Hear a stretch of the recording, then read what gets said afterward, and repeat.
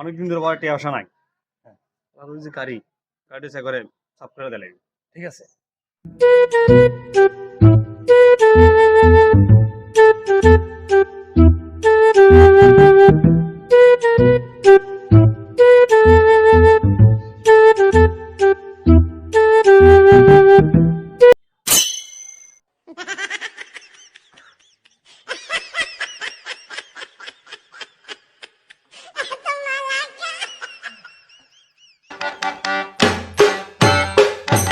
কষ্ট রে বুকে কষ্ট, কষ্ট রে বুকে কষ্ট।